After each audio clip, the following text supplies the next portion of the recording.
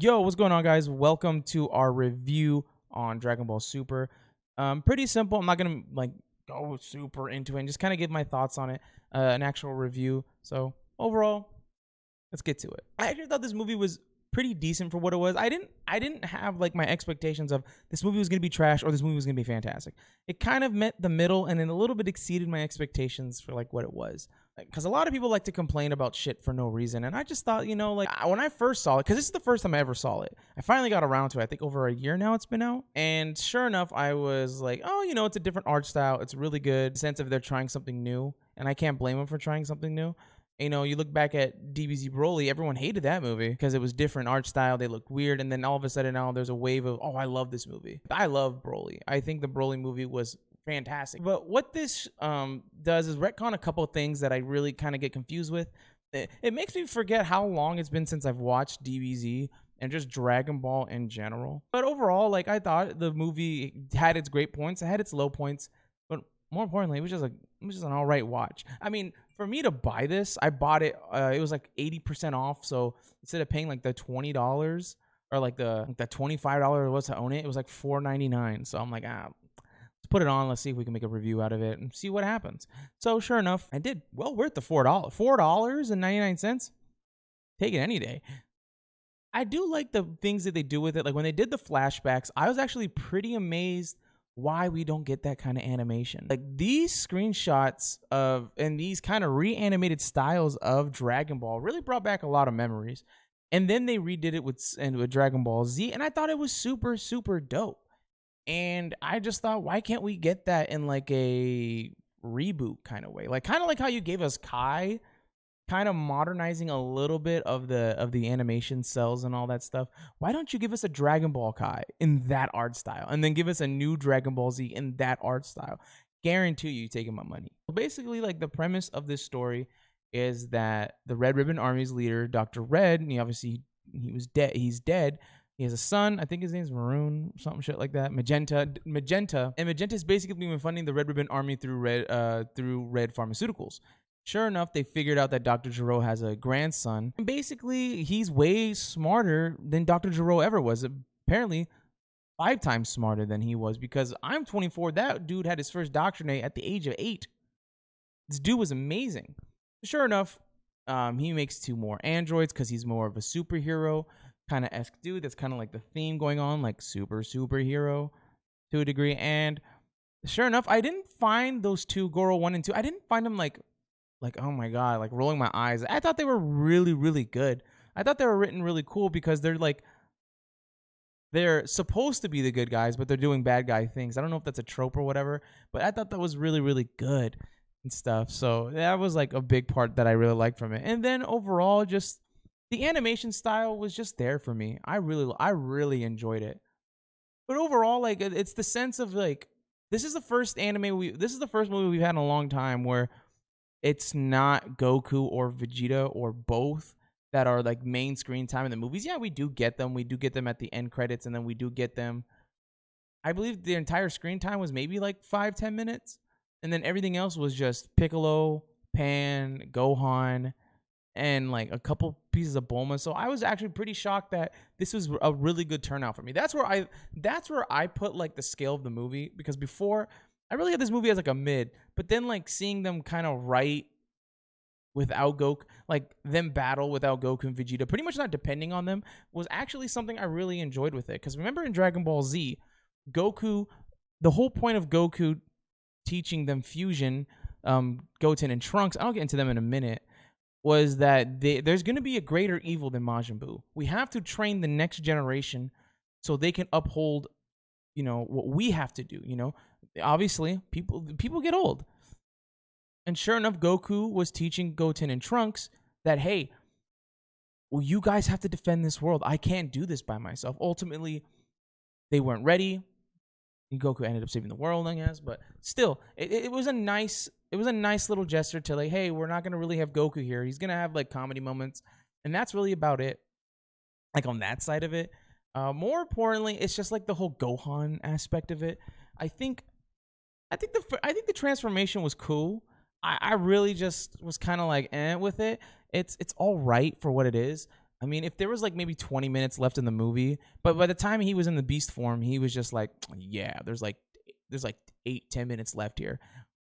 But then again, I get it because that's been Gohan's character for like ever. And basically, how Gohan got this form, Piccolo was getting fucking dog walked by Max Cell. And then, again, guys, this is like my first review. I'm not gonna go through everything. I'm just talking about the parts that I liked from it. And sure enough, I just think this movie was a really good piece to show us like, oh yeah, Gohan's still that dude. And I hate how people constantly shit on Gohan, but don't understand like the trauma this guy has gone through. This dude just wants to be a family man. Like no person, and you, me, a Vietnam vet or a vet of any kind will never compare to what Gohan's gone through. Let's just put this in perspective for a minute. Since the age not even 5 years old, Gohan was abducted by Raditz, then kidnapped by Piccolo, was forced to train for 6 months with Piccolo, getting his ass kicked almost every time, had to learn how to survive on his own for a while until he was ready to fight. Not only that, let's put this way. He got his shit rocked by Raditz. He was fighting Vegeta and Raditz at such a young age. Oh, guess what? We have to go in space to find more of these Dragon Balls because the ones we have are no longer good. So we have to go find them in a long distant planet. So guess what happens? Hey, you're going to go with two people you barely even know. Sorry to say it, Bulma and Krillin, they only met him once before and then guess what happened? He was kidnapped by Piccolo, trained by Piccolo, so he didn't see them at all until the fucking battleground. And guess what? They go on this distant planet. They have no idea what's on this planet. They fight the Ginyu Force. Gohan gets his shit rocked by Raccoon, neck broken, then has to fight an intergalactic terrorist and gets a couple good licks on him before getting his ass beat. Not only that, has to now find his way, stressed the fuck out, leaving a planet that's about to be destroyed, gets back to planet Earth, trains because there's killer androids that's going to come in a span of 3 years. Oh, not only that, there's another android out there that is far stronger than your father, and the weight of the world is on your shoulders. Twice. Crazy. So I understand why Gohan don't want to fight. And again, it's in his character. Gohan's not a fighter. When a moment rises, yeah, that's when Gohan, has to kick it into gear. And we've seen it many times before. I feel like that's where like the true Saiyan comes out of Gohan, because we've seen Gohan go Super Saiyan 2, fucking dog walking Cell, and just like let him, bro, shoot that fucking Kamehameha at me. I'm just gonna say Kamehameha, and the last part, I'm gonna throw it at you, and fucking rock your ass. And then another one is like him against Boo. He was whooping fucking Boo's ass and then just fumbled the bag repeatedly. What pissed me off though too was like when he dropped the Senzu Bean. I swear to God, Gohan can't catch for shit. So that's it. I really enjoyed this movie. If I had to give it a 10, an out of 10 rating, it's probably gonna be like a 6.5, possibly a 7. Like I said, the only thing I have a problem with was the lack of Goten and Trunks. And I get it. They kind of be like, oh, whoa, you guys are older now. It's like, it can't be that long. They finally figured out, like, hey, it's been years. We are tiny most of our lives, and then bam, a growth spurt. And I don't get why people don't question. I don't know why people question that all the time. I really don't, because Goku was tiny for most of Dragon Ball. Then bam, growth spurt. Vegeta was small for majority of his life. Bam, growth spurt. Gohan, small for most of his life. Then what? We get after the Cell Saga, bam, growth spurt. So why is it any different? And I get it, but it's like these guys are 13. They should be. But no one was questioning this with like Gohan in them. I don't know. Maybe that's just me. I do feel like the lack of Gotenks was a really waste of a time. I really don't think Goten and Trunks should have just been there. If they're just gonna be like the gag, where it's like, oh yeah, we're gonna misconstrued fusion and fuck up everything. And that's another thing too, where Piccolo has to basically get on their asses again, because he told Gohan like, yo, dude, Dad, we probably would have had a shot with Dad. He's like, yeah, that's why you need to fucking train when he's not here. And then Goten and Trunks, basically Goten kind of forgetting how to do the fusion technique. I don't know why they didn't even go Super Saiyan. Like, that's not the first thing of it. So I don't know.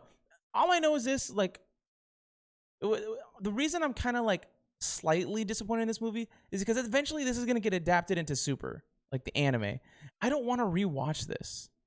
Like, I'll watch it in the movie, but like, I don't want this to expand to like 12, 13 episodes of the of the Cell Max arc. You know what I mean? Like that's what kind of like that's my only kind of dig with this. I think the art animation were really good for itself. The comedy was great. Just overall, I thought it was really, really good for what it was. So yeah, it kind of exceeded my expectations. I thought it was gonna be like a 5 out of 10, 6.5 out of 10. So who would have thunk?